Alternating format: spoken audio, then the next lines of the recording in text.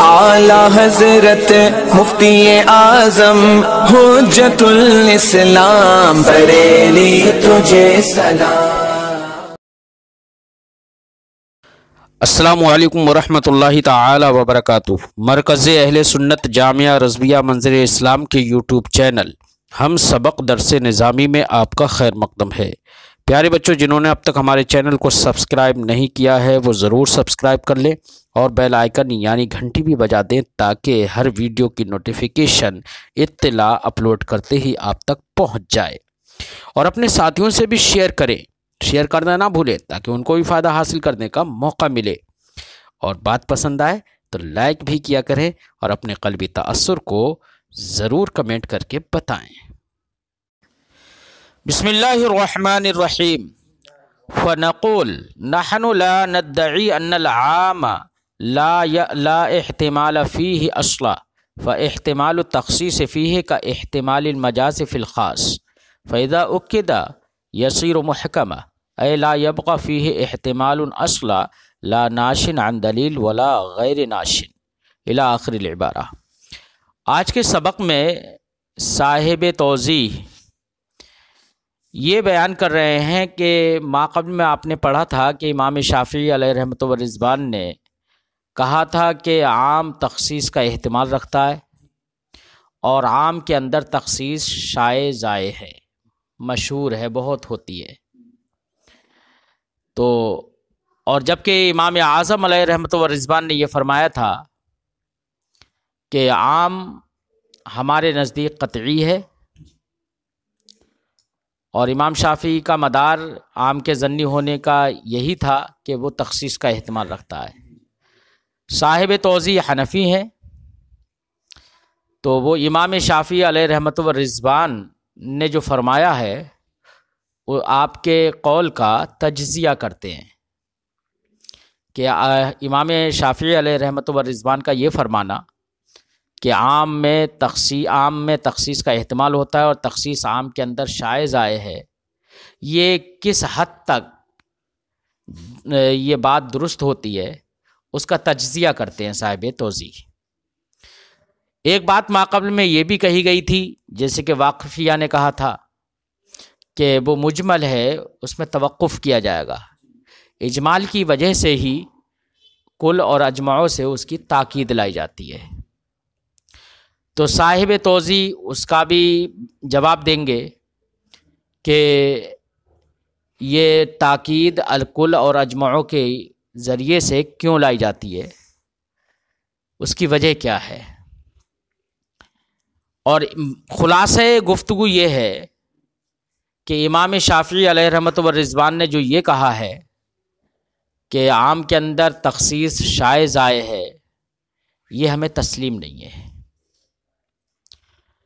اور رہا تخصیص کا احتمال عام کے اندر، تو تخصیص کا احتمال عام کے اندر ایسے ہی ہے جیسے کہ خاص کے اندر مجاز کا احتمال ہوتا ہے، اور مجاز کے احتمال سے جس طریقے سے خاص قطعیت سے خارج نہیں ہوتا ہے، قطعی رہتا ہے، ایسے ہی عام بھی تخصیص کے احتمال سے قطعیت سے خارج نہیں ہوگا۔ جو امام شافعی علیہ رحمۃ و رضوان نے یہ فرمایا کہ تخصیص کے احتمال کی وجہ سے عام ظنی ہو جاتا ہے، یہ کہنا صحیح نہیں ہوگا۔ یہ ہے خلاصہ گفتگو۔ فرماتے ہیں فنقول، تو ہم کہتے ہیں نحن لا ندعی، ہم اس بات کا دعویٰ نہیں کرتے ان العام لا احتمال فیہ اصلا، کہ عام کے اندر بالکل احتمال نہیں ہے۔ عام کے اندر احتمال تو ہوتا ہے، تخصیص کا احتمال ہوتا ہے، تو اس لیے ہم بالکلیہ احتمال کے نہ ہونے کا دعویٰ نہیں کر رہے ہیں۔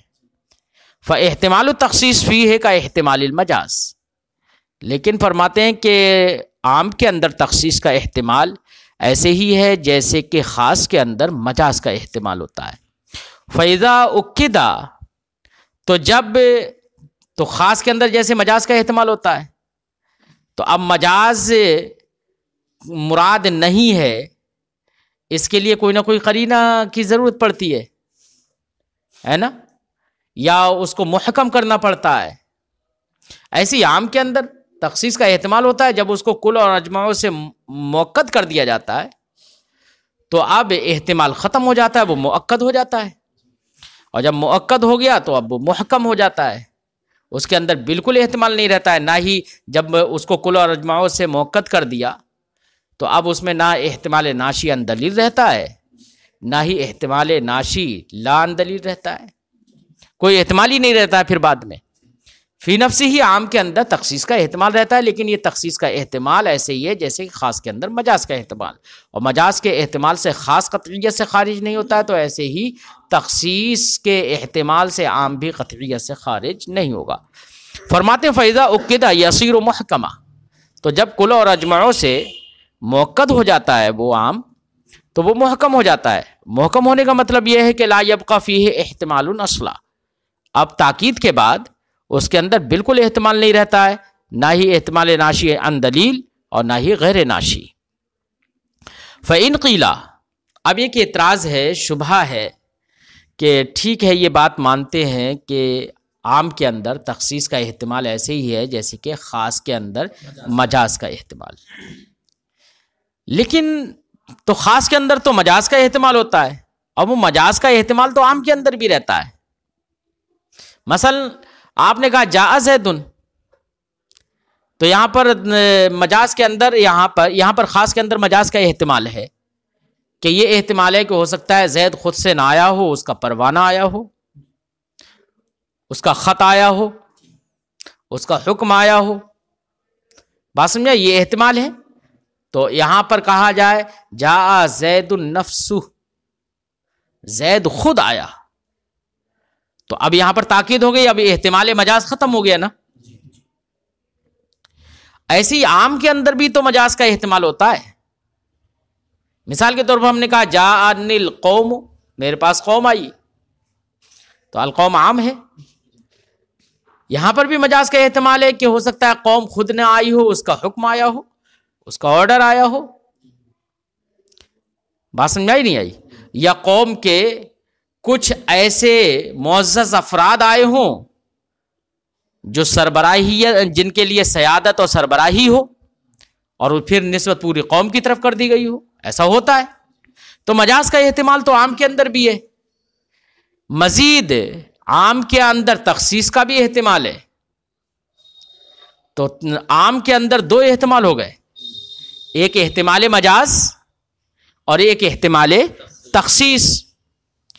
تو جب اس کے اندر دو احتمال ہیں اور خاص کے اندر صرف ایک ہی احتمال ہے، احتمال مجاز، تو عام خاص کا مساوی کیسے ہو جائے گا؟ عام خاص کا کیسے ہو جائے گا؟ لہذا عام کی قطعیت اور خاص کی قطعیت میں فرق رہے گا۔ اسی لیے امام شافعی علیہ رحمت و رضوان نے فرمایا کہ عام ایسی دلیل ہے جس میں شبہ ہوتا ہے، اور خاص ایسی دلیل ہے جس میں شبہ نہیں ہوتا ہے، وہ قطعی ہوتا ہے ان کے نزدیک۔ وجہ سمجھ میں آ گئی؟ یہ اعتراض سمجھ میں آ گیا نا؟ لہذا صاحب کتاب کا یا احناف کا یہ کہنا کہ عام مساوی خاص ہے، یہ کہنا صحیح نہیں ہے، کیونکہ خاص کے اندر صرف ایک احتمال ہے اور عام کے اندر دو احتمال ہو گئے، تو اس کے مساوی کہنا صحیح، یہ اعتراض ہے۔ صاحب شرح اس کا جواب دیتے ہیں، فرماتے ہیں جواب کا خلاصہ یہ ہے کہ کثرت احتمال کا اعتبار نہیں ہوتا ہے، آپ احتمال کو دیکھیے کہ احتمال کیسا ہے۔ اگر احتمال ناشی لا عن دلیل ہے، بغیر دلیل کے کوئی احتمال پیدا ہو گیا، تو احتمال ناشی لا عن دلیل ہے اگر، تو ایک احتمال ہو یا چند احتمال ہو کوئی فرق نہیں پڑتا، کوئی فرق، کثرت احتمال کا اعتبار ہی نہیں ہے۔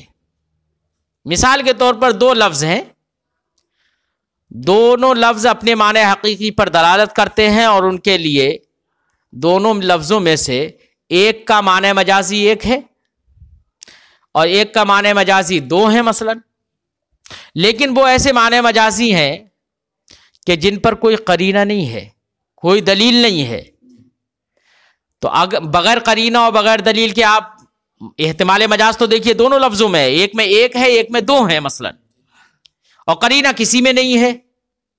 جب قرینہ نہیں ہے تو بتائیے مجاز کی طرف آپ پھیریں گے؟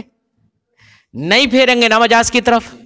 حالانکہ ایک کے اندر مجاز کا احتمال دو احتمال ہیں، ایک کے اندر ایک ہی احتمال ہے، لیکن جس کے اندر دو ہیں ایسا نہیں ہو سکتا کہ وہ اتنا کمزور ہے وہ اس کو مجاز کی طرف پھیر ہی دے، اور جس کے اندر ایک ہے وہ اس کے بنسبت مضبوط ہو، ایسا نہیں ہے، بلکہ دونوں مضبوط ہوں گے اور قرینہ کے بغیر ان میں سے کسی کو نہیں پھیرا جائے گا، وہ اپنے معنی حقیقی پر ہی محمول ہوں گے. تو دیکھیے یہاں پر ایک لفظ کے اندر دو مجاز تھے، ایک کے اندر ایک تھا، دونوں مساوی ہیں. اس کا مطلب یہ ہے کہ کثرت احتمال بلا قرینہ اگر ہوتا ہے تو یہ کثرت احتمال معتبر نہیں ہے. عام کے اندر مجاز کا بھی احتمال ہے، تخصیص کا بھی احتمال ہے، بغیر قرینے کے ہیں، یہ بغیر دلیل کے ہیں، تو ان کثرت احتمالات کا کوئی اعتبار نہیں ہوگا. اس لیے یہ کہنا کہ عام کے اندر دو احتمال ہیں، خاص کے اندر ایک احتمال ہے، تو عام خاص کا مساوی کیسے ہو گیا، یہ کہنا صحیح نہیں ہے. ہاں اگر احتمال ہے اور اس احتمال پر دلیل بھی قائم ہے، یعنی احتمال ناشی عن دلیل ہے، تو اس سے فرق پڑے گا. بات سمجھائی نہیں آئی؟ اس سے فرق پڑے گا، لیکن کتنا فرق پڑے گا اس کی ہم وضاحت آگے بحث آئے گی اسی وقت کریں گے. فرماتے ہیں فَإِنْ قِيلَ اگر اعتراض کیا جائے احتمال المجاز الذی فی الخاص، اس مجاز کا احتمال جو خاص میں ہوتا ہے، ثابت فی العام، وہ عام میں بھی ثابت ہے، ما احتمال آخر، ساتھ ہی ساتھ عام کے اندر ایک دوسرا بھی احتمال ہے، یعنی احتمال تخصیص. فَيَكُونُ الْخَاصُ رَاجِحًا، تو خاص راجح ہوگا، اس میں ایک ہی احتمال رہا.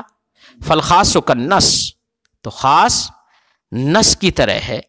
والعام کا ظاہر، اور عام ظاہر کی طرح ہوا، اور نص راجح ہوتی ہے ظاہر پر، آپ نے پڑھا ہے یہ. تو پھر دونوں مساوی نہیں ہوئے. یہ اعتراض ہوا.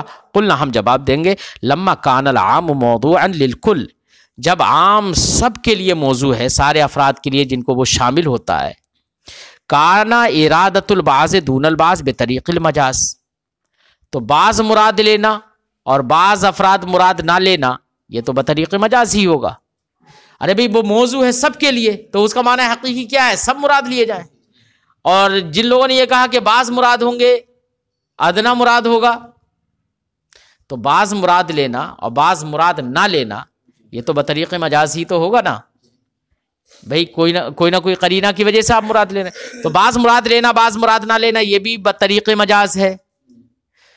اور کسی اور مجاز کا بھی احتمال ہے، مثال کے طور پر کوئی اور بھی احتمال مجاز ہے، تخصیص کا احتمال ہے، تو مان لیتے ہیں کہ بہت سارے احتمالات ہیں.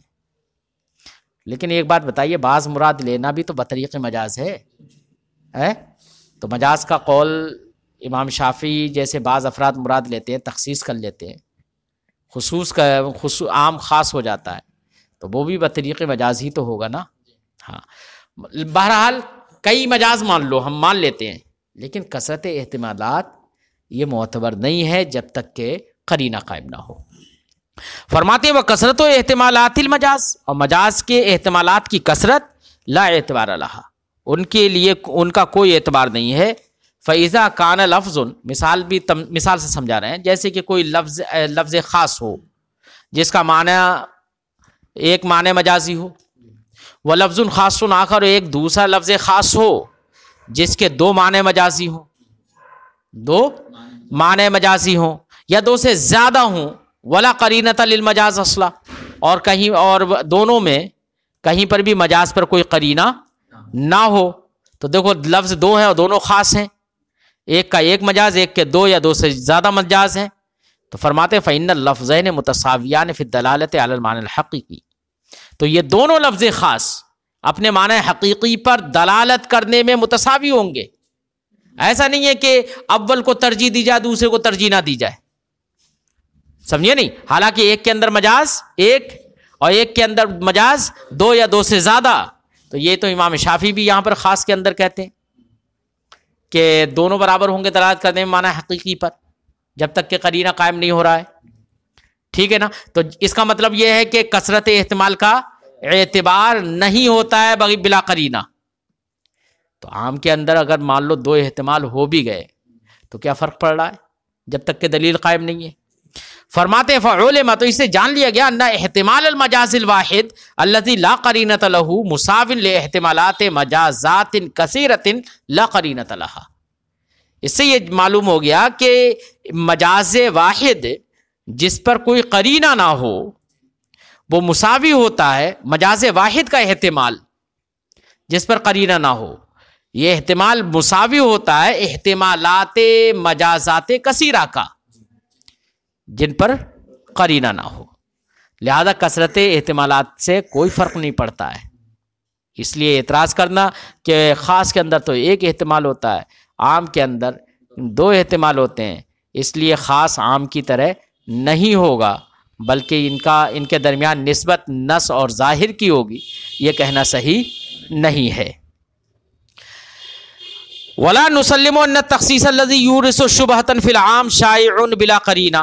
اب امام شافعی کا وہ قول کہ تخصیص عام کے اندر شائع ضائع ہے اس کا تجزیہ فرماتے ہیں، کہتے ہیں کہ ہمیں یہ بھی تسلیم نہیں ہے کہ وہ تخصیص جو عام کے اندر شبہہ پیدا کر دیتی ہے. ظاہر بات ہے امام شافعی اسی کے قائل ہے، اسی لیے تو عام کو ظنی مانتے ہیں نا. وہ کہتے ہیں عام کے اندر شبہہ ہوتا ہے، عام ایسی دلیل ہے جس کے اندر، تو تخصیص کی بنا پر ہی کہتے ہیں نا شبہہ کی جو وجہ ہے وہ تخصیص ہے، تو تخصیص کی بنا پر کہتے ہیں. تو اب اور اس کے بارے میں یہ کہہ دیا امام شافعی نے کہ یہ تخصیص عام کے اندر شائع ضائع ہے. صاحب شرح فرماتے ہیں کہ شائع ضائع ہے، کتنی شائع ضائع ہے ہم بتاتے ہیں اور کتنی کم ہے وہ ہم بتاتے ہیں. فرماتے ہیں کہ قصر عام کا جو قصر ہوتا ہے بعض افراد پر، یہ قصر عام کئی طریقوں سے ہوتا ہے. کبھی قصر عام بالعقل ہوتا ہے. کیا ہوتا ہے؟ بالعقل ہوتا ہے. مثال کے طور پر خالق کل شیء ہم نے کہا، ہر شے کا خالق. شے کسے کہتے ہیں؟ موجود کو. اور موجود تو اللہ رب العزت بھی ہے نہیں ہے؟ تو شے موجود کو کہتے ہیں، موجود میں عموم ہے، عموم ہے نہیں ہے؟ ہر شے کا خالق. اور شے کے مفہوم میں وجود باری تعالیٰ بھی داخل ہے نہیں ہے؟ بولو ہے نا اس کے مفہوم میں. لیکن عقل یہاں پر کہتی ہے کہ یہاں پر شے سے مراد باری تعالیٰ خارج ہے. بات سمجھائی؟ تو یہاں پر قصر عام بالعقل ہو گیا نہیں ہو گیا؟ اور عقل جس چیز کا قصر کرے اس کے قصر کرنے سے شبہہ پیدا نہیں ہوتا ہے یا ظن رہتا ہے؟ نہیں، عقل جتنے افراد کے ساتھ حکم کو خاص کر دے وہی افراد مراد ہوں گے، باقی سب افراد خارج ہوں گے. جیسے کہ خالق کل شیء میں عقل نے یہ فیصلہ کر دیا کہ خالق باری تعالی اس سے خارج ہے، ورنہ تو تقدم الشیء علی نفسہ ہی لازم آئے گا، یہ محال لازم آ جائے گا، لازم آئے گا. بات سمجھائی؟ تو عقل جس کا قصر کر دے اس میں تو شبہہ رہتا ہی نہیں ہے. تو ایک قصر عام بالعقل ہوتا ہے، ایک قصر عام بالعرف والعادت ہوتا ہے، عرف و عادت کے لحاظ سے. میں نے کہا اکل تو راسن، اب راس میں کتنا عموم ہے؟ بولو. بھینس کا بھی سر ہے، گائے کا بھی سر ہے، مرغے کا بھی سر ہے، بکرے کا بھی سر ہے، چڑیا کا بھی سر ہے، اور عموم کو دیکھو تو پتہ نہیں کتنے کے سر ہیں، ہے نا؟ لیکن عرف و عادت میں بولا کس پر جاتا ہے؟ بولو. گائے، بھینس، بکرا، مرغے کے سر پہ بھی نہیں بولا جاتا ہے، نہ کوئی کھاتا ہے. ارے بات سمجھائی نہیں آئی؟ تو یہاں پر عرف و عادت کے لحاظ سے یہاں پر قصر عام ہوا ہے. اچھا، کبھی معنی کی کمی اور بیشی کی بنا پر بھی قصر عام ہو جاتا ہے. جیسے اکل تو لحمن، لحم گوشت جو ہے وہ کس کی بنا پر اکل تو لحمن؟ کسی نے کہا لحم میں دیکھو عموم کتنا ہے، لیکن مچھلی مراد نہیں ہوگی. کہ اگر کسی شخص نے قسم کھائی لا واللہ لا آکل لحما، اور پھر مچھلی کھا لی تو حانث نہیں ہوگا نا. کیوں؟ اس لیے کہ لحم کے اندر اشتداد ہوتا ہے، اور اشتداد یہ دم کی بنا پر ہوتا ہے، خون کی بنا پر ہوتا ہے. اور جو جانور پانی میں رہتے ہیں ان کے اندر شدت ہوتی نہیں ہے، کیونکہ خون نہیں ہوتا ہے، ان کے اندر خون نہیں ہوتا ہے. اس کا مطلب یہ ہے کہ لحم کے معنی جو ہیں وہ مچھلی کے اندر کم پائے جاتے ہیں. کیا پائے جاتے ہیں؟ معنی کی کمی ہے یہاں پر، لہذا مچھلی خاص ہو گئی، مچھلی کو نکال دیا گیا نا لحمن کے مفہوم سے. قصر عام یہاں پر کس سے ہوا؟ معنی کی کمی کی وجہ سے. واللہ لا آکل فاکہۃ، میں خدا کی قسم میں فاکہہ نہیں کھاؤں گا. فاکہہ کسے کہتے؟ یہ تفقہ سے بنا ہے. تفقہ کا معنی ہوتا ہے تلذذ، تنعم. اس کا مطلب یہ کہ فاکہہ کا اطلاق، فاکہہ کا مفہوم یہ ہے کہ ان چیزوں پر اس کا مفہوم صادق آئے گا کہ جس کو علی سبیل التنعم یا علی سبیل التفقہ یا تلذذ جس کو کھایا جاتا ہے.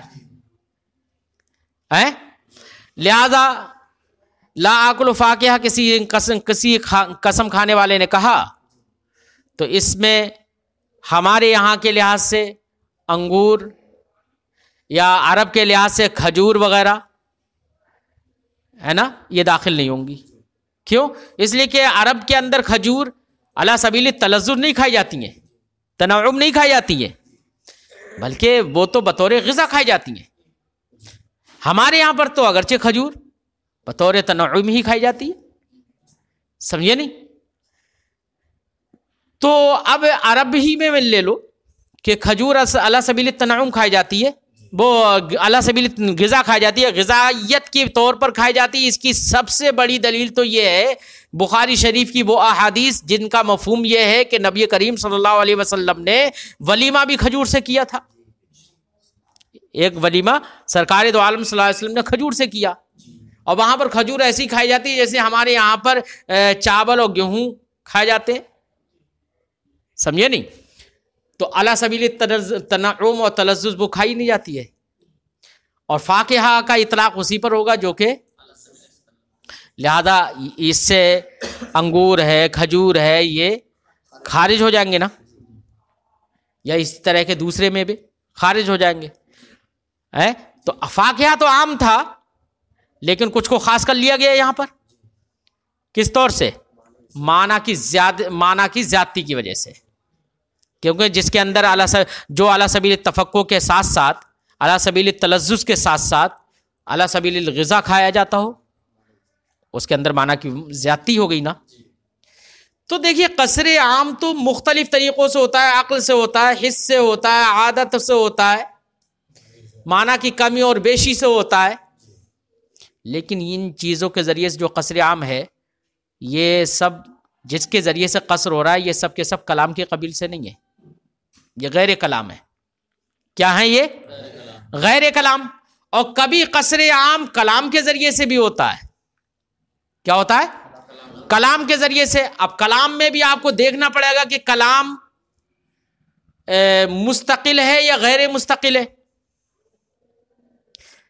کبھی کلام غیر مستقل بھی ہوتا ہے، جو صدارت کلام پر موقوف ہوتا ہے وہ غیر مستقل کہلاتا ہے، جیسے کہ استثناء ہے.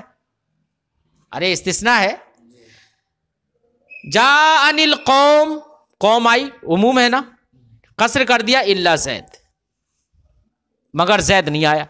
تو یہاں پر زید کا قصر کر دیا نا قوم سے. اب قوم میں زید داخل نہیں ہے، اور یہاں پر جس کے ذریعے سے قصر کیا ہے وہ ہے استثناء، اور یہ ہے کلام. کلام مستقل ہے یا غیر مستقل؟ یہ بتاؤ. غیر مستقل ہے. کیوں؟ اس لیے کہ بنفس نفیس خود سے یہ اپنا معنی نہیں بتا سکتا جب تک کہ مستثنی منہ سے اس مربوط نہ ہو. صدر کلام پر موقوف ہوتا ہے، یہ ہوتا ہے نہیں ہوتا ہے. تو یہ کلام غیر مستقل کے ذریعے سے بھی قصر عام ہوتا ہے. اور یاد رہے کلام غیر مستقل کے ذریعے سے جو قصر عام ہوتا ہے وہ شبہ، اس کے اندر شبہ نہیں ہوتا ہے. ایسے عام کے اندر امام شافعی بھی کہتے ہیں کہ ایسے عام کے اندر شبہ نہیں ہوتا ہے. سمجھے نہیں؟ کیوں؟ اس لیے کہ پوری قوم آئی، زید کا استثناء کر دیا تو زید خارج ہو گیا، باقی سب کے لیے حکم ثابت ہوگا، اس میں کوئی شبہ نہیں ہوتا ہے استثناء وغیرہ میں۔ اب ایک صورت یہ کہ قصر عام بے کلام مستقل ہو، کہ کیا ہو؟ کلام مستقل سے قصر عام ہو۔ کلام مستقل سے قصر عام ہو تو اس میں کئی صورتیں، مثال کے طور پر اللہ رب العزت کا فرمان ہے احل اللہ البیع وحرم الربا، اللہ نے بیع کو حلال فرمایا ہے۔ اب بیع عام ہے، بیع تو بہت ساری قسموں کی ہوتی ہے نا، اس بیع کے عموم میں دیکھا جائے تو بیع ربا بھی داخل ہے۔ ہر طرح کی بیع اللہ نے حلال کی، بیع تو کہا گیا ہے نا، جن سے بیع مراد ہے سبھی مراد ہے۔ اب معنی یہ ہے کہ اللہ نے بیع حلال کر دی، تو بیع کا اطلاق دیکھو، باب البیوع پڑھو، کتنی بیوع ہیں، ہر طرح کی بیع، انہی میں بیع ربا بھی ہے۔ تو یہاں پر اس کا مطلب بیع کے مفہوم سے یہ سمجھ میں آ رہا ہے کہ ربا بھی حلال ہے، لیکن آگے قصر کر دیا گیا اس کا، وحرم الربا، اور حرم الربا یہ کلام مستقل ہے، ایسا نہیں ہے کہ صدر کلام پر موقوف ہو، سمجھے نہیں، کلام مستقل کے ذریعے سے ہے نہیں ہے، یہ بھی قصر عام ہے کلام مستقل سے، بات سمجھ میں آ گئی۔ اب کلام مستقل سے قصر عام اگر ہو رہا ہے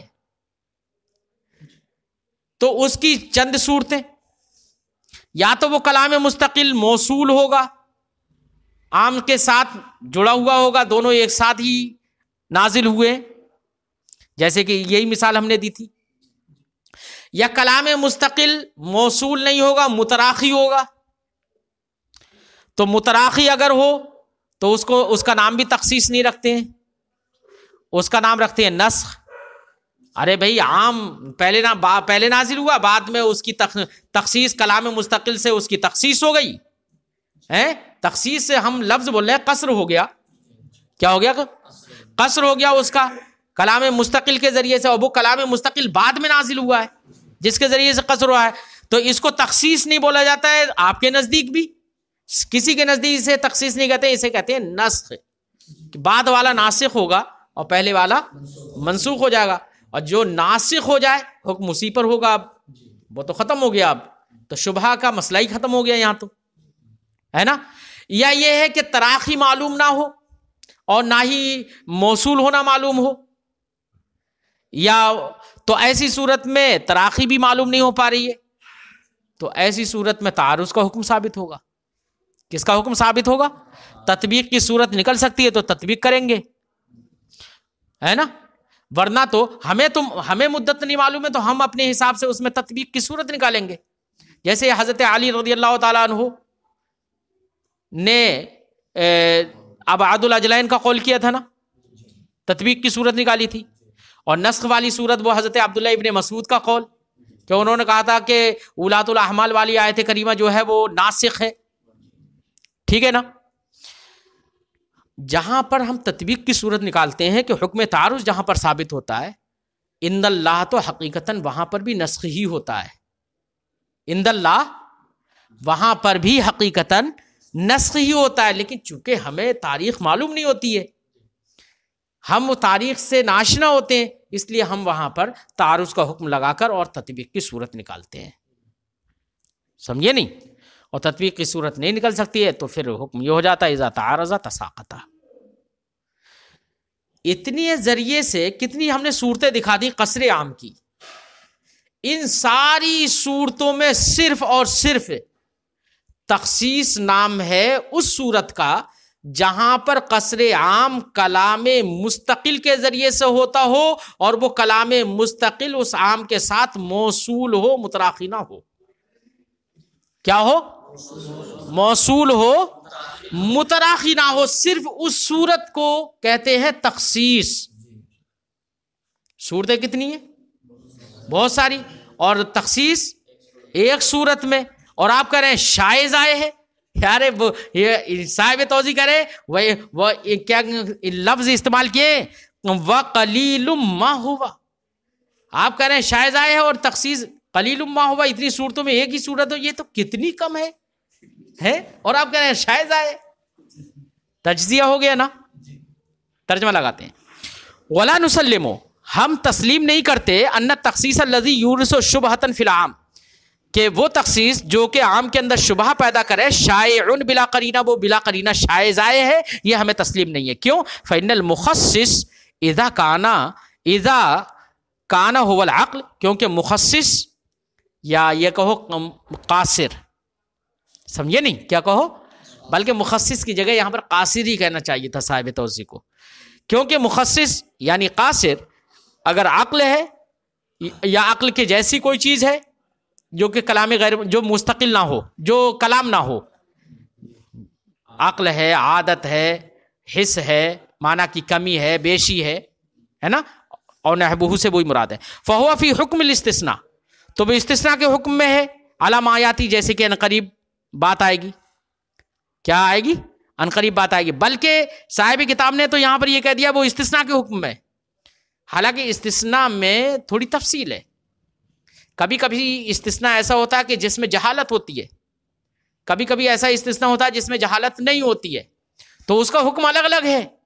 لیکن عقل کے ذریعے سے جہاں پر قصر عام ہوتا ہے وہاں پر تو جہالت رہتی نہیں ہے بالکل، اس لیے قصر عام بالعقل کو تو استثناء کی طرح کہنا بھی مناسب نہیں ہے زیادہ، سمجھے نہیں.